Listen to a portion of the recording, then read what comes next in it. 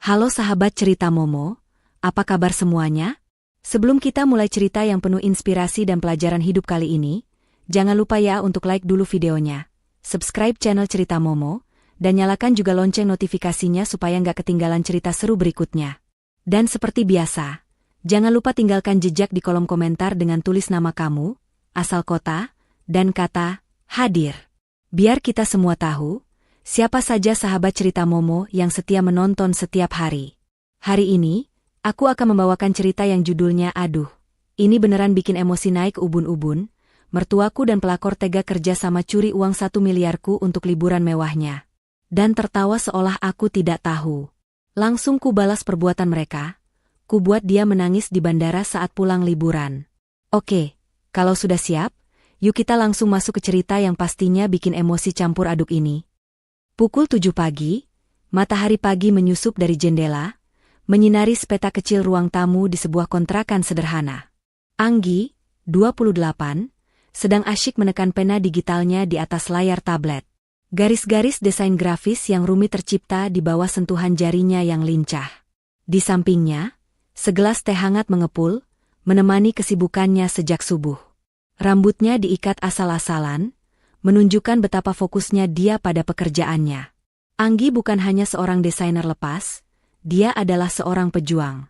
Sejak menikah dengan Raka, 30, setahun yang lalu, hidupnya berubah menjadi misi tunggal, mengumpulkan uang untuk rumah impian. Anggi, sudah jam segini masih kerja? Suara Raka yang serak terdengar dari kamar. Ia keluar dengan kaos oblong yang sudah lusuh, menguap lebar. Raka tidak seambisius Anggi. Baginya, hidup cukup dinikmati saja, tidak perlu terlalu dikejar. Sikap ini seringkali membuat Anggi jengkel, tetapi ia selalu mencoba bersabar. Bentar lagi, Mas. Tinggal sentuhan akhir. Ini klien dari luar negeri, jadi harus selesai pagi, jawab Anggi tanpa mengalihkan pandangannya dari layar. Kamu sudah bangun? Ayo sarapan, aku buat nasi goreng. Raka hanya mengangguk malas. Ia mengambil ponsel, duduk di sofa, dan mulai menggulir layar. Anggi melirik sekilas, melihat Raka yang sudah tenggelam dalam dunia maya. Hati Anggi sedikit mencelos. Terkadang, ia merasa berjuang sendirian. Namun, ketika melihat foto rumah minimalis di ponselnya, semangatnya kembali membara. Rumah itu adalah tujuan mereka, bukti dari semua pengorbanan yang mereka lakukan. Setelah menyelesaikan pekerjaannya, Anggi mengirimkan file desainnya, lalu tersenyum puas. Uang yang dia dapatkan kali ini lumayan besar. Anggi bergegas ke dapur untuk menyiapkan nasi goreng. Saat sedang memasak, ia mendengar Raka berbicara di telepon dengan suara pelan, seolah menyembunyikan sesuatu.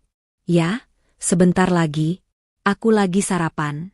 Kamu jangan khawatir, semuanya beres kok, bisik Raka. Uang aman, kamu siap-siap aja. Anggi mengerutkan dahi. Sejak kapan Raka punya rahasia darinya? Siapa yang dia ajak bicara? Anggi mencoba mengabaikan kecurigaan itu. Mungkin hanya teman kantor. Tapi hatinya tidak tenang. Sore harinya, saat Anggi sedang memeriksa saldo rekening tabungan mereka, sebuah angka mengejutkannya. Saldo mereka sudah mencapai 1 miliar rupiah lebih sedikit. Anggi tersenyum haru. Ini adalah hasil kerja kerasnya selama bertahun-tahun, ditambah dengan sedikit tabungan Raka. Uang ini adalah kunci menuju rumah impian mereka. Ia memikirkan kejutan untuk Raka, ingin memberitahunya bahwa sebentar lagi, mereka bisa mulai mencari rumah. Namun, Anggi tidak jadi bicara. Suasana di rumah semakin aneh. Raka sering menerima telepon di luar, dan jika Anggi bertanya, ia hanya menjawab singkat. Ia juga lebih sering merapikan diri, menggunakan parfum, dan tidak lagi malas-malasan.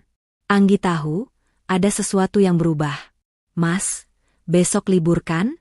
Kita lihat-lihat rumah di internet yuk, ajak Anggi dengan penuh semangat saat mereka sedang makan malam. Raka terlihat terkejut. Nggak bisa, Nggi. Besok aku ada urusan mendadak sama teman. Penting banget. Penting banget sampai ngalahin impian kita?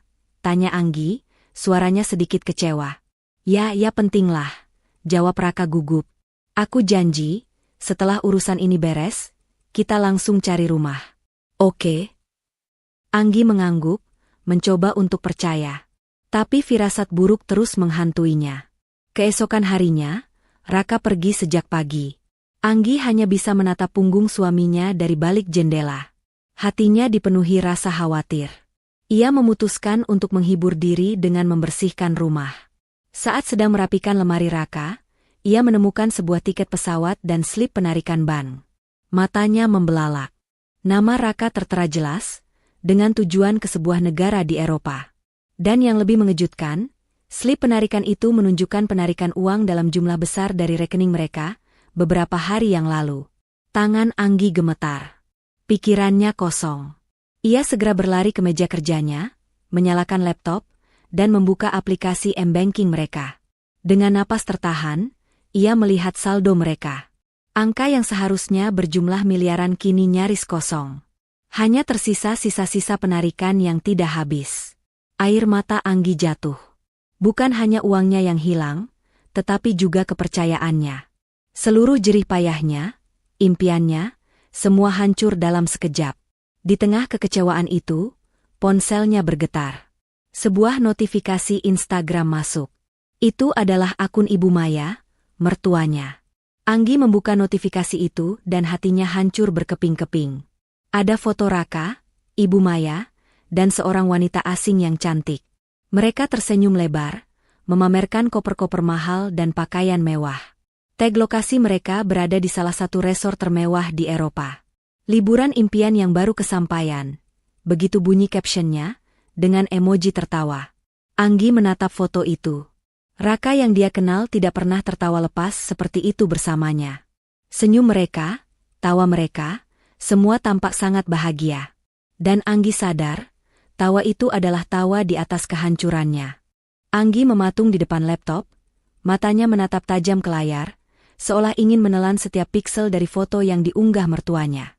Di sana, di sebuah resor mewah di Maladewa, tempat yang selalu Anggi impikan, terpampang Raka, Ibu Maya, dan seorang wanita asing. Wanita itu memiliki rambut coklat panjang dan senyum yang terlalu lebar, nyaris terlihat sombong. Di samping Raka, ia melingkarkan lengannya dengan mesra. Pemandangan itu bagaikan pisau yang merobek-robek hati Anggi. Tidak, ini bukan hanya tentang perselingkuhan. Ini tentang pengkhianatan finansial yang sudah direncanakan. Anggi merasa darahnya mendidih. Tawa di wajah mereka di foto itu terasa seperti ejekan langsung untuknya. Mereka tidak hanya mencuri uang hasil jerih payahnya, tapi juga tertawa di atas penderitaannya. Tangan Anggi gemetar saat ia mulai membuka setiap foto di akun Instagram Ibu Maya. Satu persatu, foto-foto itu menunjukkan betapa mewahnya liburan mereka. Ada foto Ibu Maya mengenakan gaun sutra di restoran eksklusif, Raka sedang menikmati koktail di kolam renang pribadi, dan yang paling membuat Anggi muak adalah foto-foto kebersamaan Raka dan wanita itu, Mega. Mereka terlihat seperti pasangan yang sudah lama. Di bawah foto-foto itu, ada berbagai komentar dari teman-teman Ibu Maya dan Mega yang memuji kecantikan dan kekayaan mereka, tanpa tahu dari mana asal semua uang itu. Wanita licik, desis Anggi, menyebut Mega. Ia lalu membuka tab baru dan mencari nama Mega. Ternyata Mega adalah seorang sosialita dan selebgram dengan puluhan ribu pengikut. Anggi melihat-lihat profilnya, mencari petunjuk lain. Ada banyak foto Mega dengan tas-tas bermerek, perhiasan mahal, dan berbagai video liburan di tempat-tempat mewah. Anggi menyadari, Mega adalah tipe wanita yang serakah dan sangat ambisius. Hal ini semakin meyakinkan Anggi bahwa ia tidak bisa lagi mempercayai Raka. Anggi lalu teringat bahwa Raka, suaminya, tidak pernah semewah ini.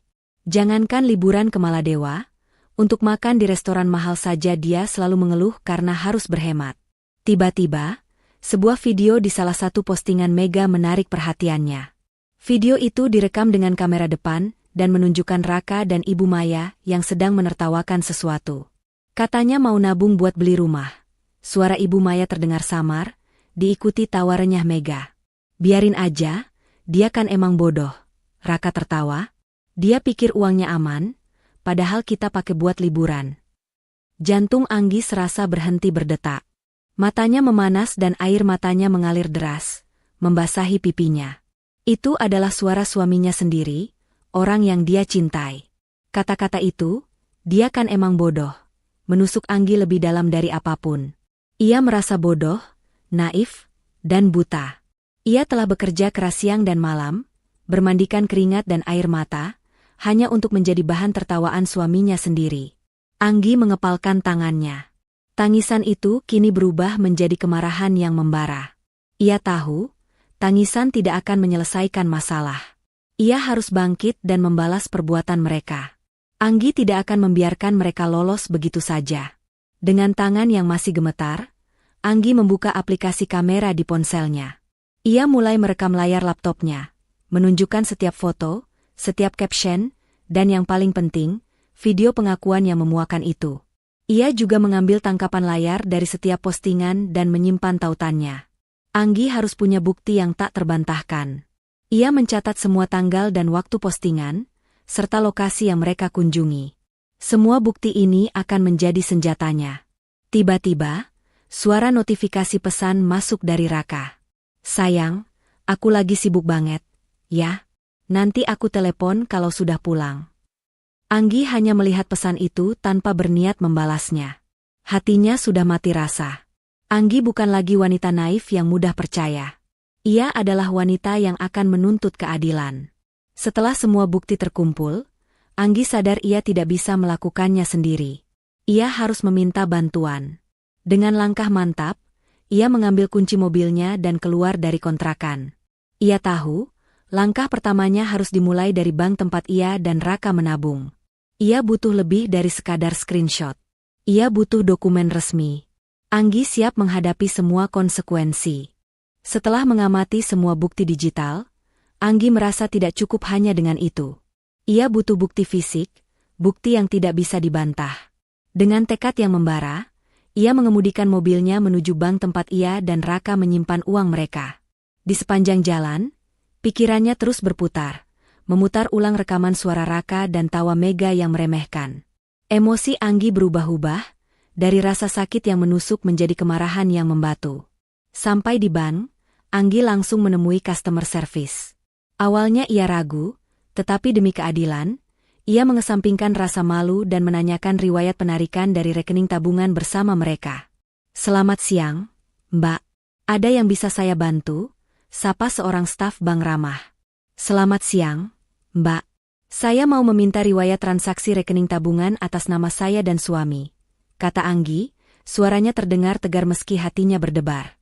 "Bisa saya lihat KTP-nya, Mbak?" Anggi menyerahkan KTP-nya dan kartu identitas Raka yang ia bawa.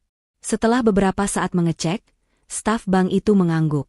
"Baik, ini riwayat transaksi rekening Mbak Anggi dan Mas Raka," ujar staf itu sambil menyerahkan beberapa lembar kertas. Anggi menerima lembaran itu dengan tangan gemetar. Ia membaca setiap barisnya dengan teliti. Tanggal, waktu, jumlah, dan tujuan transaksi. Setiap penarikan besar itu terjadi hanya dalam kurun waktu 1 minggu. Ada penarikan tunai di ATM, transfer ke rekening lain, dan bahkan pembayaran untuk tiket pesawat serta hotel.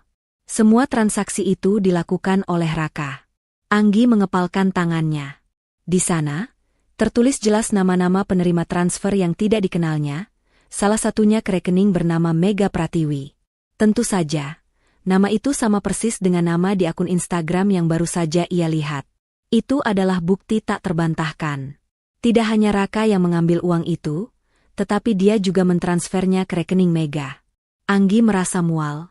Ini bukan lagi kebetulan. Ini adalah konspirasi. Mereka bekerja sama untuk menguras uangnya. Anggi berterima kasih kepada staf bank, menyimpan dokumen itu dengan hati-hati ke dalam tas, lalu bergegas keluar. Ia kini memiliki bukti yang kuat. Ia harus mencari tahu lebih banyak tentang siapa Mega ini sebenarnya, dan hubungan apa yang ia miliki dengan Ibu Maya, mertuanya. Sesampainya di rumah, Anggi membuka laptopnya lagi. Ia mulai melakukan penelusuran mendalam di internet. Dengan bantuan kata kunci, Mega Pratiwi, dan nama mertuanya, Maya, ia menemukan banyak hal yang mengejutkan. Ia menemukan berita-berita lama dari beberapa tahun lalu tentang skandal penipuan investasi bodong yang melibatkan Mega Pratiwi. Nama Ibu Maya juga muncul sebagai salah satu korban di awal kasus itu. namun ada juga laporan yang mencurigai keterlibatannya sebagai kaki tangan Mega. Anggi membaca setiap artikel, setiap forum, dan setiap komentar. Ia menemukan beberapa orang yang mengaku pernah menjadi korban Mega, dan mereka semua menceritakan modus yang hampir sama. Mega akan mendekati orang-orang kaya atau yang memiliki uang tunai besar, berpura-pura menjadi teman baik, dan akhirnya menipu mereka dengan iming-iming investasi palsu. Yang paling mengejutkan, salah satu komentar dari korban menyebutkan bahwa Mega selalu bekerja dengan seorang Mak Comblang, yang merupakan kenalan terdekat korban. Anggi terhenyak. Ia teringat bagaimana Ibu Maya begitu bersemangat menjodohkan Raka dengan Mega, jauh sebelum mereka liburan. Ibu Maya selalu membicarakan betapa kayanya Mega, dan bagaimana Raka bisa mendapat keuntungan jika berteman dengannya. Anggi dulu hanya menganggap itu sebagai omongan biasa dari seorang ibu mertua yang ingin melihat anaknya sukses. Namun, sekarang semuanya masuk akal. Ibu Maya bukan korban. Dia adalah bagian dari skema itu. Air mata Anggi kini bukan lagi karena kesedihan, melainkan amarah yang dingin. Dia menyadari, sejak awal, dia telah dijebak. Raka tidak pernah benar-benar mencintainya, hanya melihatnya sebagai sumber uang.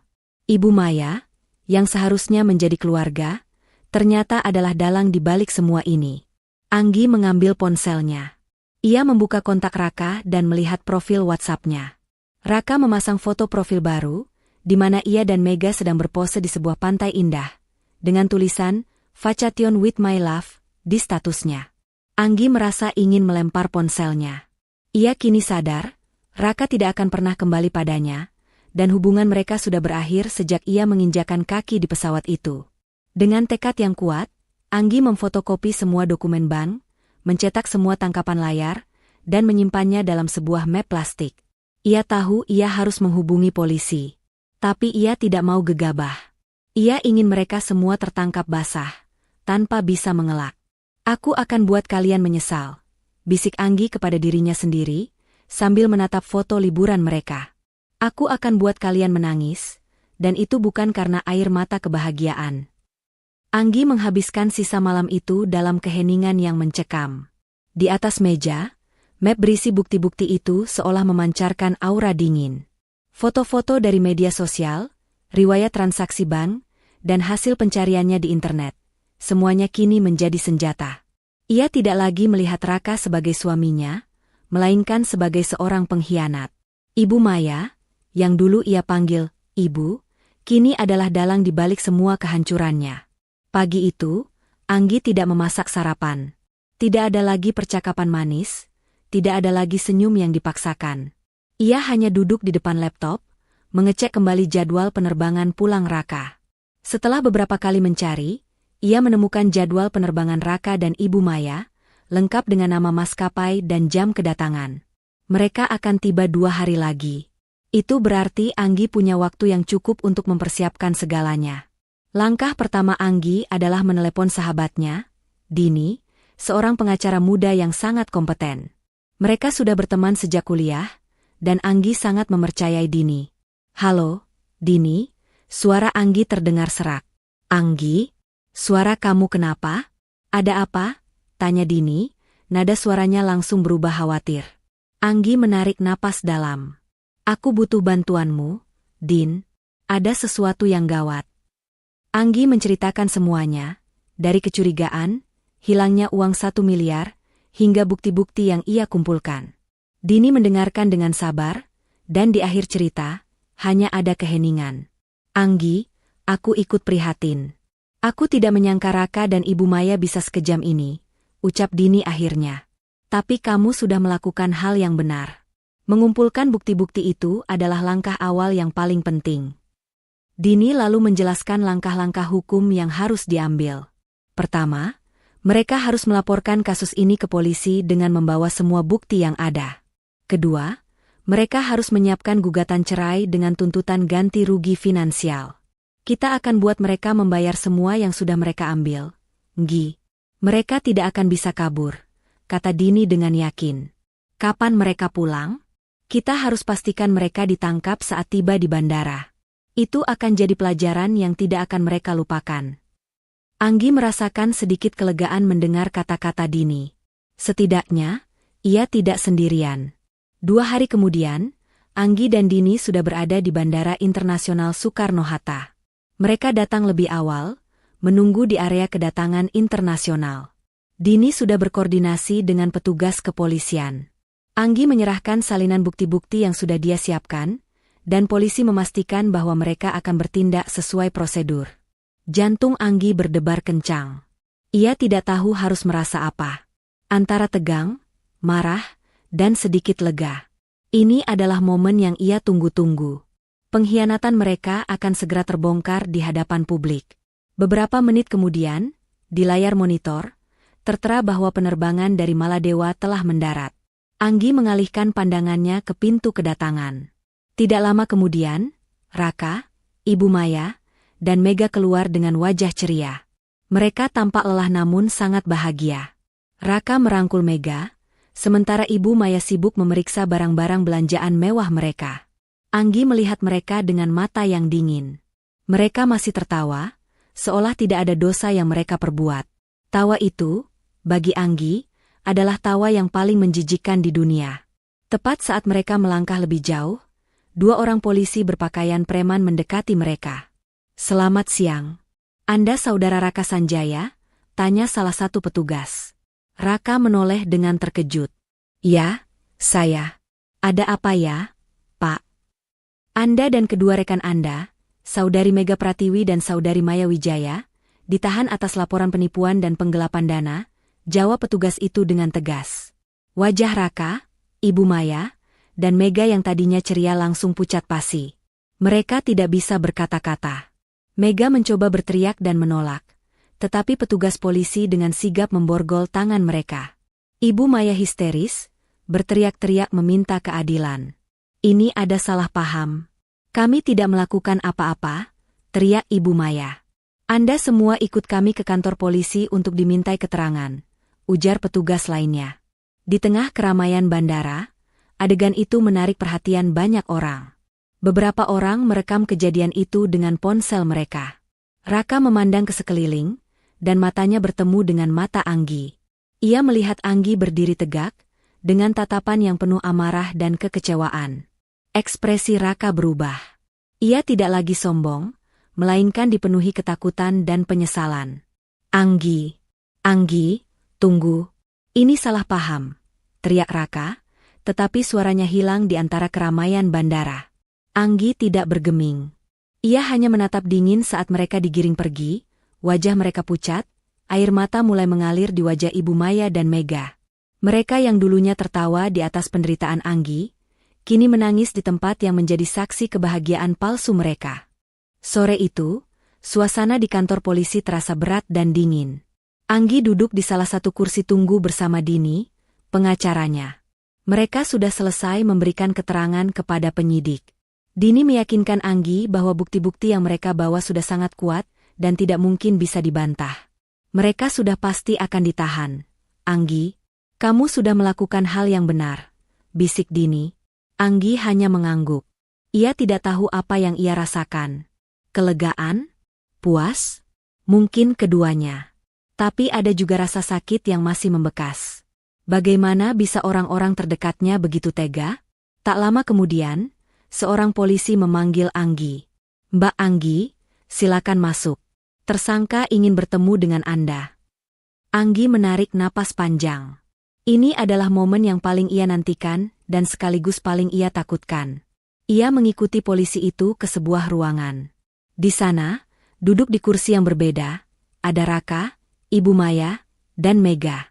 Wajah mereka sudah tidak lagi ceria seperti di foto liburan.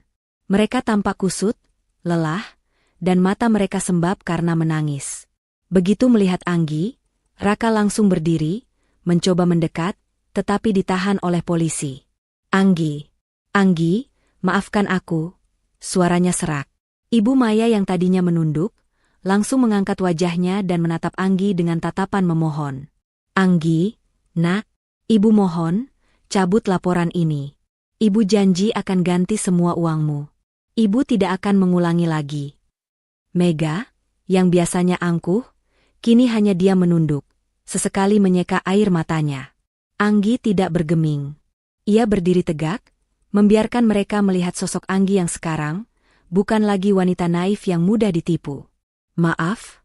Ganti rugi? Suara Anggi terdengar dingin dan tegas. Kalian pikir uang 1 miliar itu bisa menggantikan mimpi yang sudah kalian hancurkan? Kalian pikir uang bisa membayar pengkhianatan kalian? Raka langsung bersujud di kaki Anggi. Anggi, aku tahu aku salah. Aku hilaf. Aku terpengaruh ibu dan Mega. Mereka yang merencanakan semua ini. Mendengar itu, Ibu Maya mendongak dengan marah. Raka, kenapa kamu menyalahkan ibu? Kamu juga setuju. Kamu juga menikmati liburan itu. Cukup, bentak Anggi. Jangan saling menyalahkan. Kalian berdua sama-sama salah. Ibu, saya sudah menganggap ibu seperti ibu saya sendiri. Kenapa ibu begitu tega menjebak saya? Kenapa ibu rela melihat saya hancur demi uang? Air mata Ibu Maya mengalir deras. Ibu butuh uang, Nak. Mega menjanjikan ibu keuntungan besar dari investasi palsu ini. Dia bilang, cara termudah mendapatkan modalnya adalah dari uangmu. Ibu gelap mata. Anggi menoleh ke Mega. Dan kamu? Kamu datang ke kehidupan saya, merusak semuanya, dan mencuri uang hasil jerih payah saya. Apa kamu tidak punya hati? Mega akhirnya mengangkat wajahnya, menatap Anggi dengan mata yang penuh rasa bersalah. Anggi, maafkan aku. Sejak awal, Raka dan Ibu Maya yang mendekatiku. Mereka tahu aku punya koneksi untuk investasi. Mereka yang bilang padaku kalau kamu punya uang yang sangat banyak. Mereka yang merencanakan semua ini. Mereka yang... Cukup, bentak Raka lagi. Jangan memutarbalikkan fakta. Kita semua salah. Anggi melihat ke arah polisi dan Dini. Ia sudah mendengar cukup banyak. Pengakuan dari mereka bertiga sudah lebih dari cukup. Mereka semua saling menyalahkan, menunjukkan betapa busuknya hati mereka. Pak Polisi, saya sudah dengar semua yang perlu saya dengar, kata Anggi dengan suara datar. Mereka semua mengakui perbuatan mereka. Saya tetap pada pendirian saya. Raka, Ibu Maya, dan Mega panik. Anggi, jangan. Anggi, dengarkan kami, teriak Raka. Anggi menatap Raka. Raka, saat kamu tertawa di video itu, saat kamu bilang aku, bodoh, disitulah hati saya mati. Tidak ada lagi Anggi yang mencintai kamu. Saya akan mengajukan gugatan cerai. Mendengar kata, cerai, Raka kembali bersujud, menangis histeris. Ibu Maya dan Mega juga menangis, memohon ampun. Tapi Anggi sudah tidak peduli.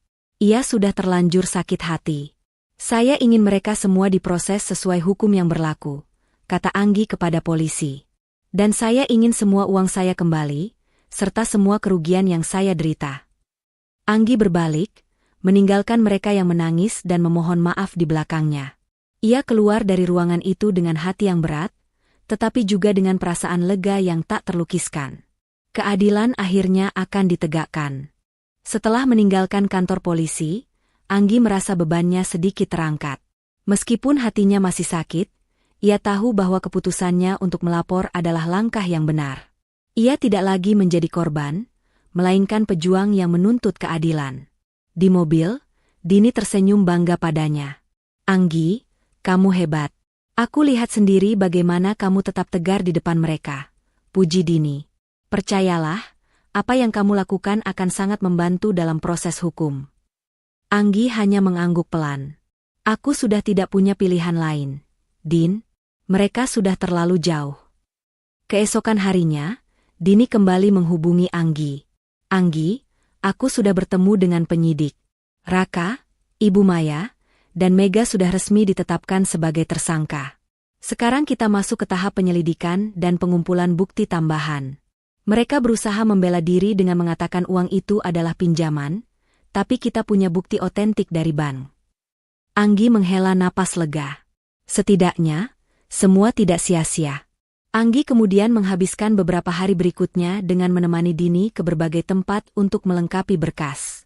Mereka mengunjungi bank lagi untuk mendapatkan salinan dokumen yang lebih lengkap, termasuk slip penarikan asli dan rincian transfer yang lebih terperinci.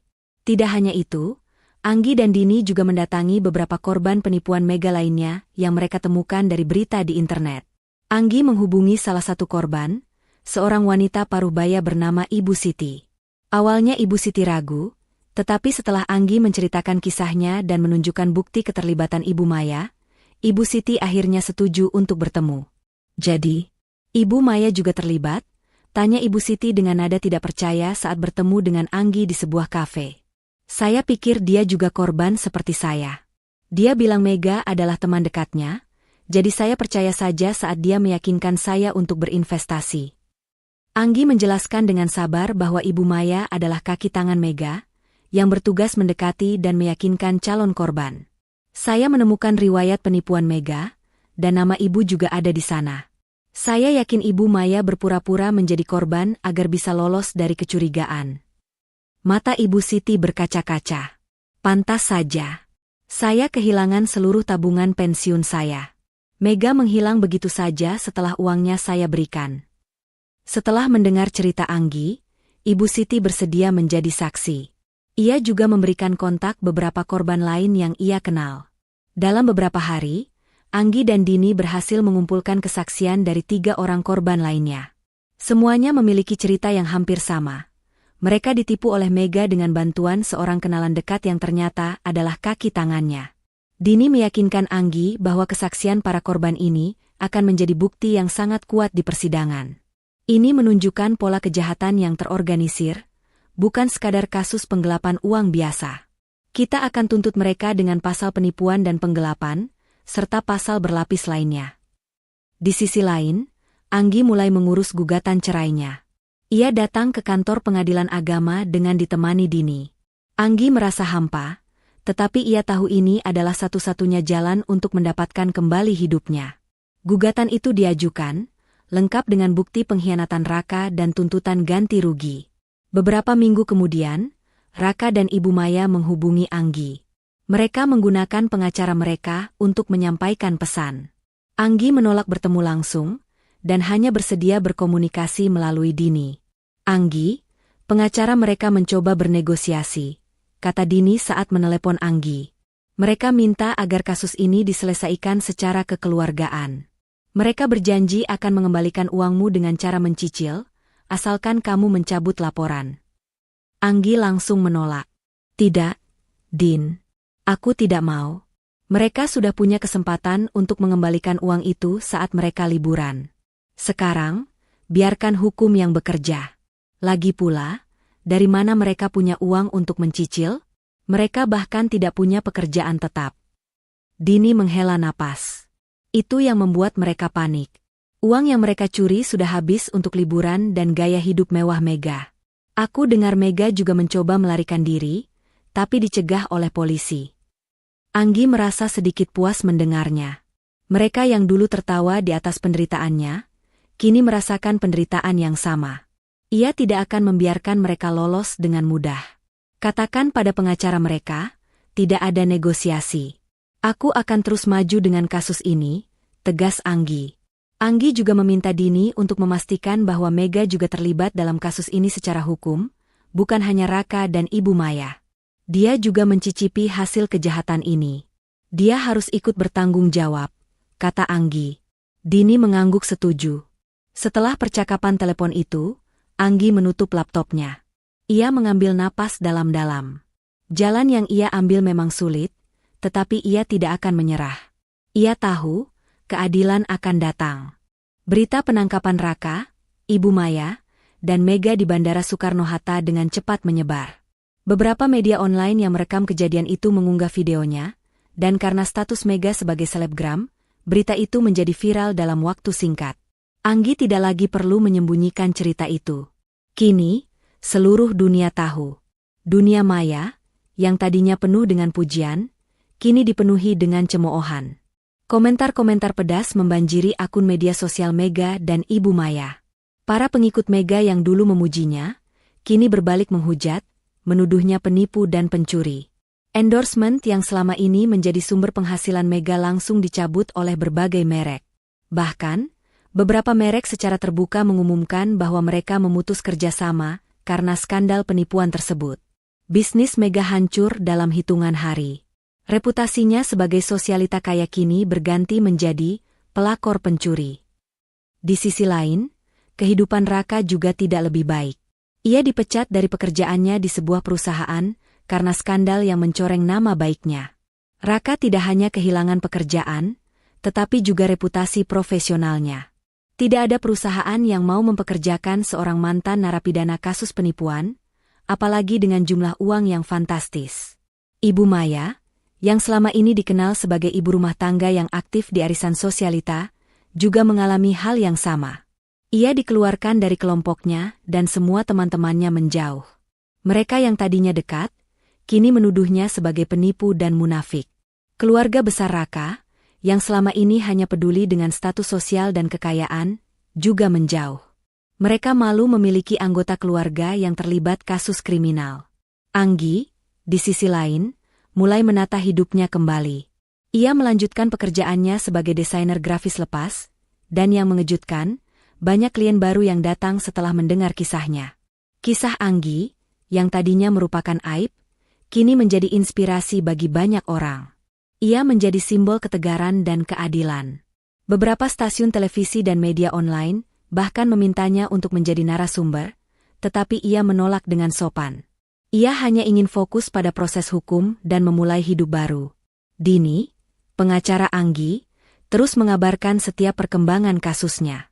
Anggi, mereka sudah menjual semua barang mewah yang mereka beli dari hasil liburan, kata Dini saat mereka bertemu di kantor. Mega menjual semua tas dan perhiasan bermereknya untuk membayar pengacara dan membayar utang-utang kecil. Tapi itu tidak cukup. Mereka sekarang benar-benar bangkrut. Baguslah, jawab Anggi datar.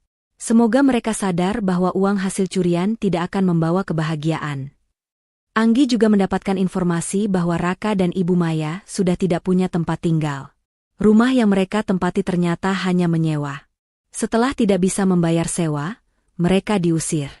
Mereka kini hidup dalam kesulitan, tidak punya uang, tidak punya pekerjaan, dan tidak punya teman. Keluarga yang dulu sangat mereka banggakan kini menjauh. Anggi mendengar semua itu tanpa ada rasa puas yang berlebihan. Ia hanya merasa hampa. Ia sudah mendapatkan kembali keadilan, tetapi ia juga kehilangan keluarga dan masa depan yang ia impikan. Namun, ia tidak menyesal. Lebih baik hidup dalam kesendirian yang jujur daripada hidup dalam kebohongan yang manis.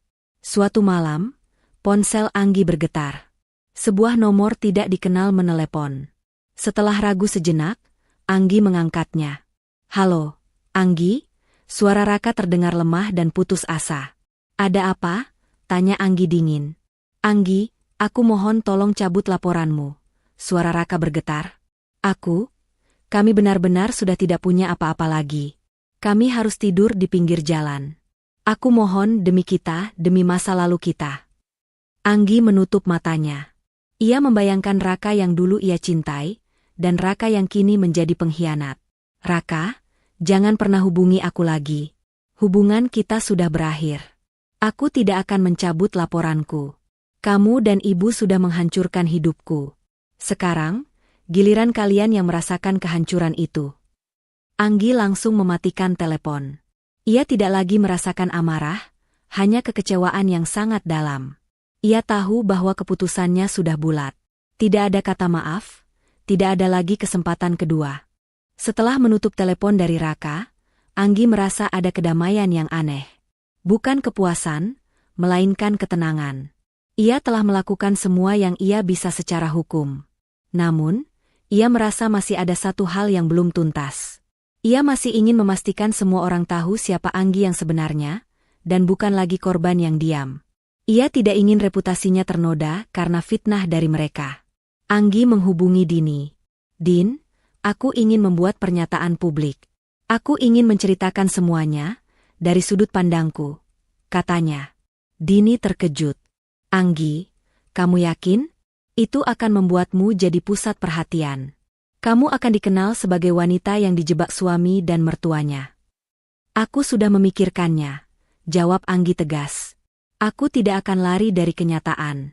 Aku ingin semua orang tahu bahwa aku bukan wanita bodoh yang bisa ditipu.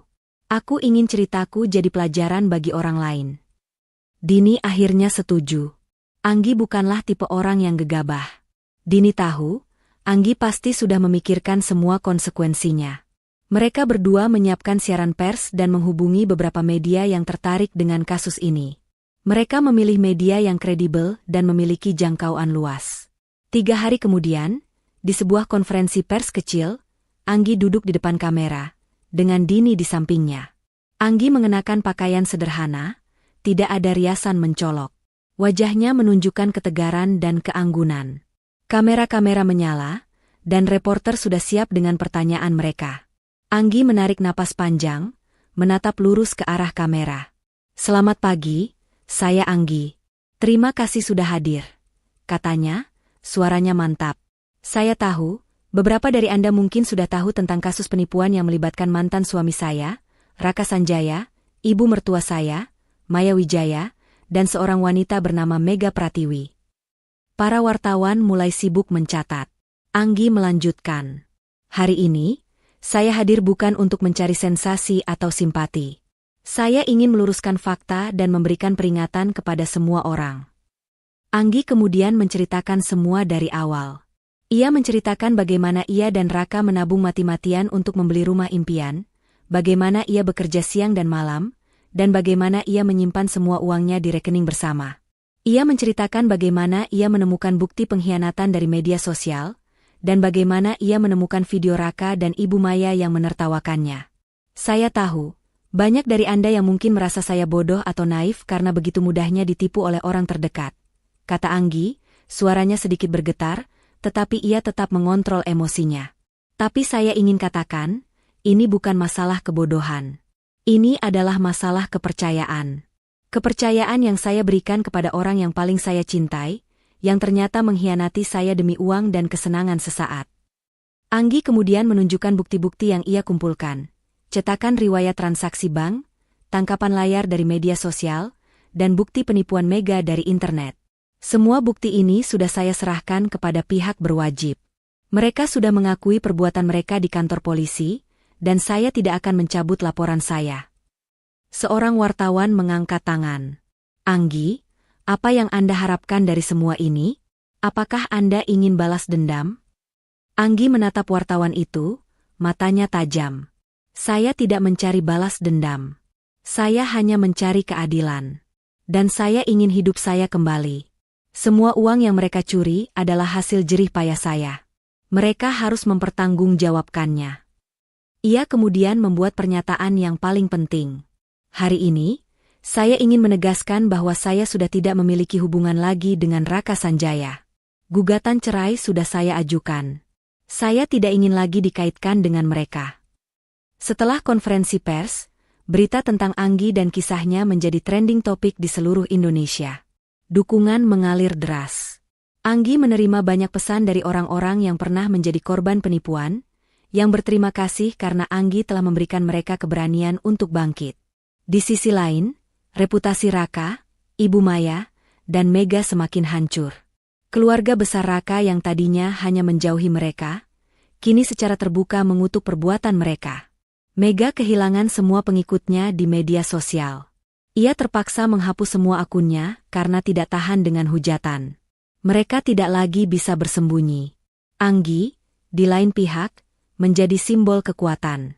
Kisahnya viral di media sosial, dan ia mulai diundang ke berbagai acara talk show untuk menceritakan kisahnya.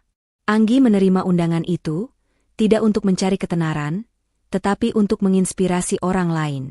Ia menceritakan bagaimana ia bangkit dari keterpurukan, dan bagaimana ia tidak membiarkan pengkhianatan itu menghancurkan hidupnya. "Jangan pernah biarkan orang lain merenggut kebahagiaanmu," kata Anggi di sebuah talk show. "Teruslah berjuang untuk dirimu sendiri. Karena pada akhirnya, hanya kamu yang bisa menolong dirimu sendiri." Setelah konferensi pers yang menggemparkan, kehidupan Anggi berubah drastis. Ia tidak lagi menjadi korban yang bersembunyi. Ia adalah simbol keberanian yang menginspirasi. Di sisi lain, kehidupan Raka, Ibu Maya, dan Mega adalah kebalikannya. Mereka yang dulunya angkuh, kini terpuruk dalam kehinaan. Di sebuah sel tahanan yang sempit dan pengap, Raka duduk termenung. Matanya kosong menatap dinding yang kotor. Selama ini, Hidupnya di penjara terasa seperti mimpi buruk. Ia tidak pernah membayangkan akan berakhir seperti ini. Ia merindukan masakan Anggi, obrolan mereka di malam hari, bahkan pekerjaan Anggi yang dulu sering ia sepelekan. Raka teringat bagaimana Anggi selalu bekerja keras untuk mereka berdua. Ia teringat bagaimana Anggi selalu menunda keinginan pribadinya demi mengumpulkan uang untuk rumah impian. Raka merasa mual memikirkan bagaimana ia bisa dengan mudahnya mengkhianati orang yang begitu tulus mencintainya. Ia teringat kata-kata Anggi di kantor polisi, "Saat kamu tertawa di video itu, disitulah hati saya mati." Kata-kata itu terus terngiang. Penyesalan itu datang menghantamnya. Ia tahu, semua ini bukan salah Ibu Maya atau Mega sepenuhnya. Ia juga bersalah. Ia memilih jalan yang mudah, jalan yang penuh pengkhianatan, dan sekarang ia membayar harganya. Uang itu habis, reputasinya hancur, dan ia kehilangan wanita yang paling mencintainya. Di sel tahanan yang berbeda, Ibu Maya juga meratapi nasibnya. Ia yang selalu tampil glamor di arisan, kini harus mengenakan seragam tahanan yang kusam. Ia tidak punya siapa-siapa lagi. Keluarga besarnya menolak menjenguknya. Ia teringat bagaimana Anggi dulu begitu perhatian padanya, bagaimana Anggi selalu membelikannya oleh-oleh setiap kali gajian, dan bagaimana Anggi selalu membelanya di depan Raka. Ibu Maya menangis. Ia bukan lagi menangis karena malu, tapi karena penyesalan yang mendalam. Ia sadar, ia telah membuang berlian demi sebutir pasir.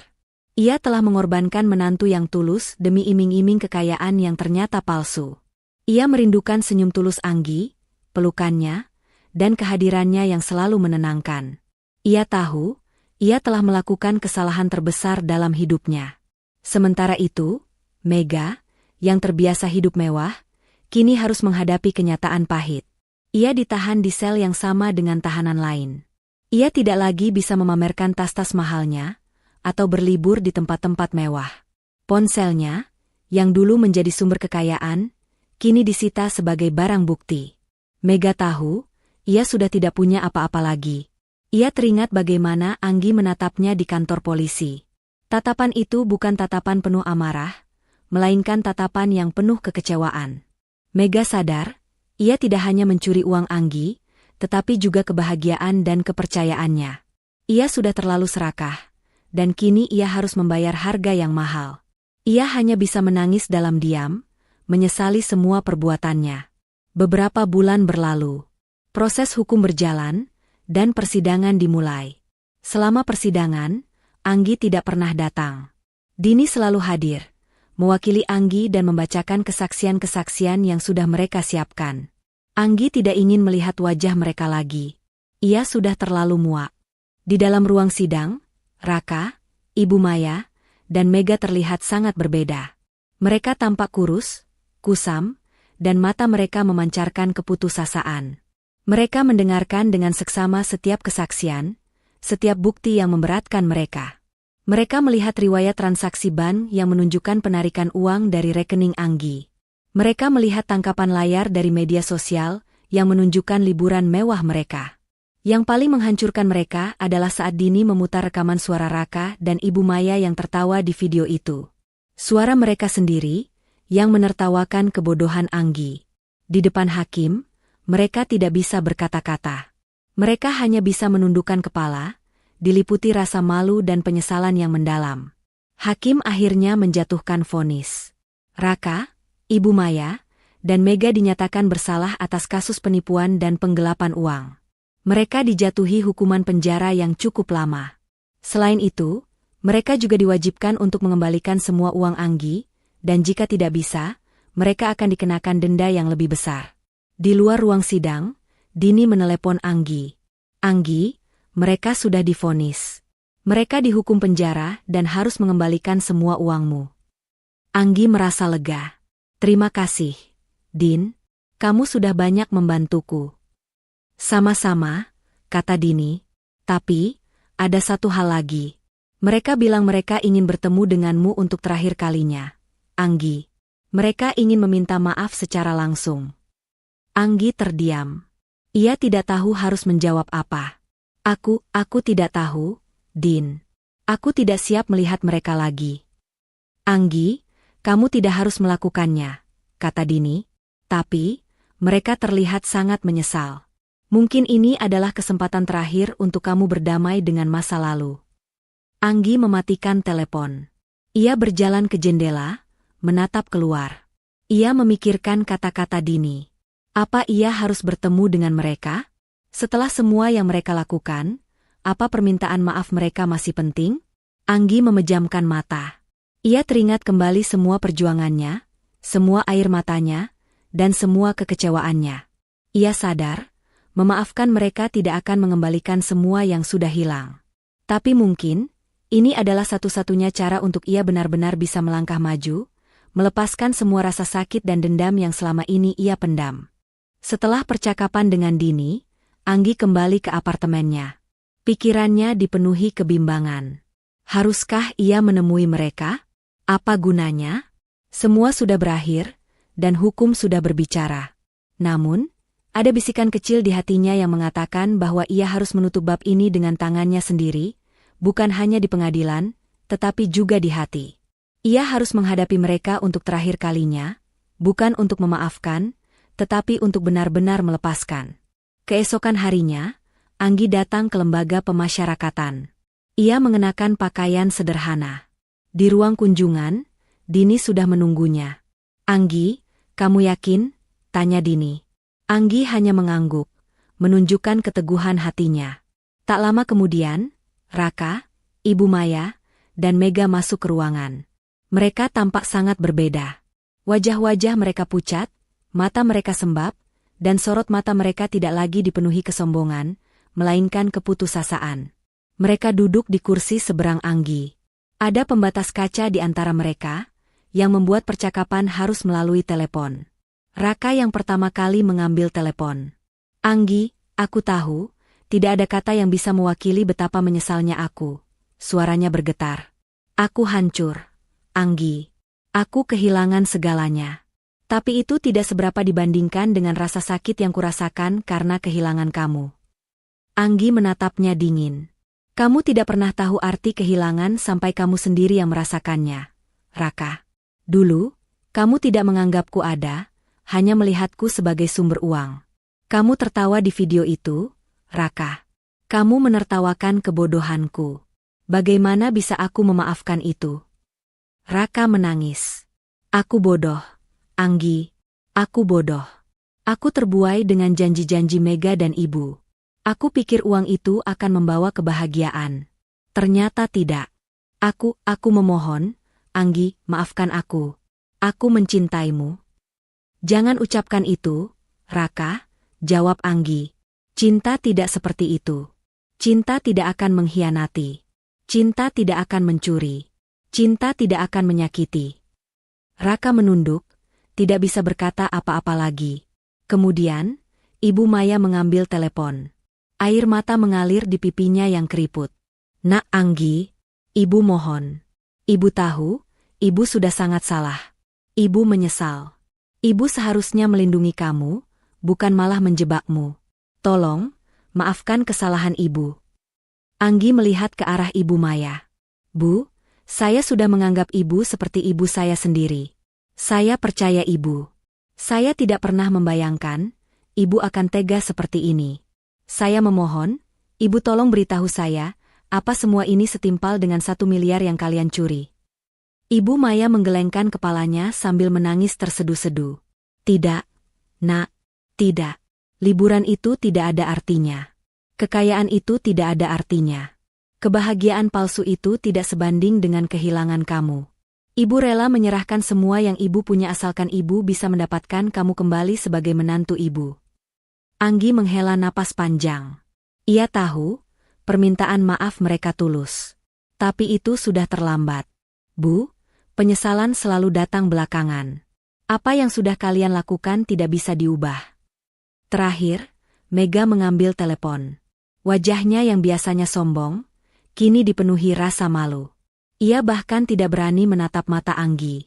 "Anggi, aku tahu, aku adalah orang paling jahat di cerita ini," kata Mega dengan suara bergetar. "Aku pantas mendapatkan semua ini. Aku pantas masuk penjara. Aku hanya ingin bilang, aku minta maaf. Aku tidak menyangka, kehidupanku akan hancur seperti ini. Aku menyesal. Sungguh. Penyesalanmu tidak akan mengembalikan uangku. Tidak akan mengembalikan kepercayaanku. Tidak akan mengembalikan waktu yang sudah terbuang, jawab Anggi. Aku harap, di dalam sana, kamu bisa belajar.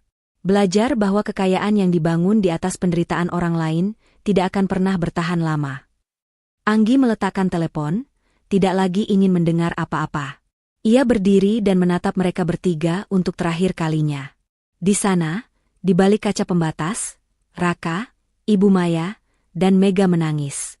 Mereka tidak hanya menangisi hukuman mereka, tetapi juga penyesalan yang membakar hati mereka. Anggi meninggalkan ruangan itu tanpa menoleh lagi. Ia sudah tidak punya dendam.